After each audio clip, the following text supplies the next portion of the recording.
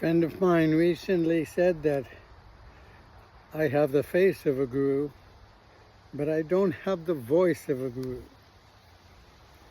And for that reason, I have put my mala beads on and a semi-white shirt, because what I want to tell you is extremely important.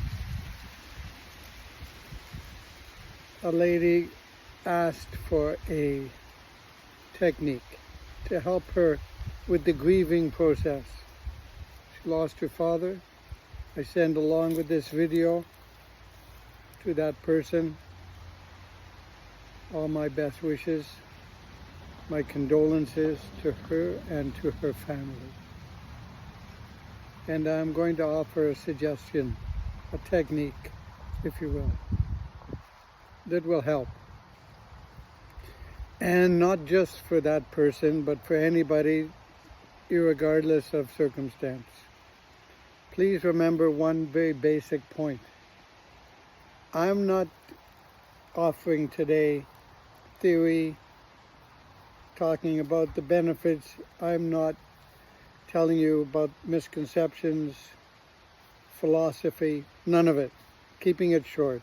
This is the technique.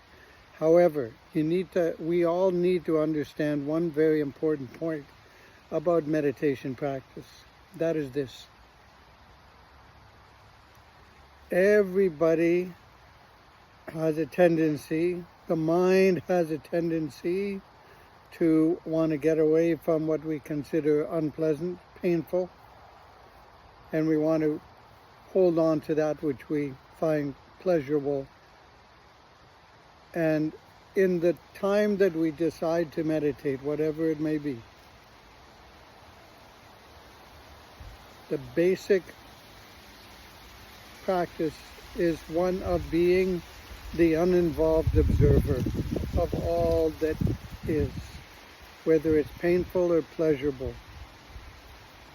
We don't label it, or we can label it, but don't try to get away from the pleasure, the unpleasant. Don't try to hang on to the pleasurable. Just be the observer. Understand that that watcher, that observer, uninvolved, totally separated or separate, if you will, is the essence of the practice. And when I say practice, I mean it. It's a practice. We are, in a way, training ourselves. It has a lot of many good effects, as I said, I won't get into at this time. Here's a technique for you, which I love. I think it's a beautiful technique or practice. I would suggest that rather than getting away from thinking about your dead father, your deceased father, rather than trying to find a way to escape whatever we're not enjoying, whatever we don't want at this time, for 5 minutes or 10 minutes or 15 minutes or 20 minutes, actually put your attention on that person or that being. It can be your father who is no longer with you. It can be your mother. It can be your brother, sister, son, or daughter. Put your attention, and I'm again saying this for anybody, myself included. This is the technique. Put your attention on somebody or something, because it can also be any living being, or has been. Somebody whom you adore, whom you love, you have that sense of oneness with.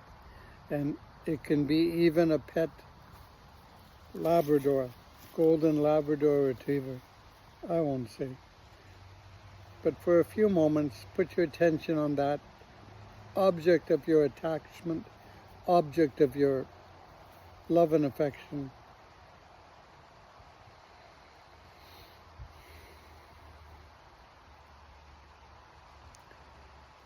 And when you're good and ready, the technique continues. My suggestion continues that you let go of the object and just put your attention on the feeling. Put your attention on that feeling of love and affection. Follow that feeling. The object will not go anywhere. The object of your affection will still remain in your mind, will still be in your heart and in your memory and in your day-to-day. But for this length of time now, the emphasis is on the feeling. Put your attention on the feeling. Follow that feeling. Where did that feeling come from? From within you, from within me. Follow it to its very source, to that place or space we call Hridaya, Prem, the love space. Not the heart organ, but the heart space. And dwell upon that place or that space. Meditate upon that place or that space. Put your attention there, meditate on that. Further, you can generate those vibrations of love and affection from out of that place, like a clear pond when you throw a little pebble on, the rippling effect of the water, little waves outward. Those vibrations of love and affection can permeate to the very parameters of your whole being. Send those vibrations of love and affection, of all that which is good, which is all life supportive. Send it outward, those vibrations, to fill your whole being.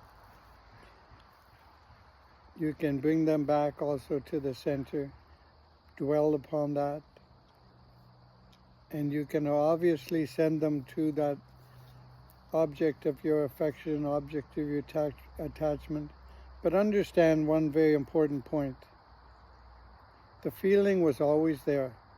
Before that object ever came in front of your senses, that feeling of love, that feeling of affection, that feeling of beauty, it was always there, much before the object came in front of your senses. You put it onto him or her or them or they or it. Now, of course, if it's your mother or father you're thinking of, they came first. Nevertheless, you'll understand my point. That feeling was always there and will always be there. This is the technique. I don't tell you how long to do the meditation or the practice. Practice that equanimity. Be the observer, be the watcher. The watcher, that observer, has never changed as the body has grown, as the experiences have been piling up.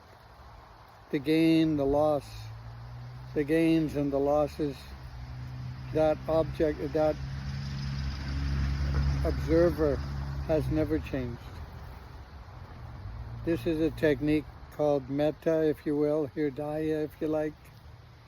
Be that uninvolved observer and dwell upon that heart space, that love space, and then generate it for sure towards first your own self and towards your dear ones, your beloveds, your family and friends, your community, and this world. Lots of love. Once again, my condolences and my best wishes to you and to your family. And bye for now.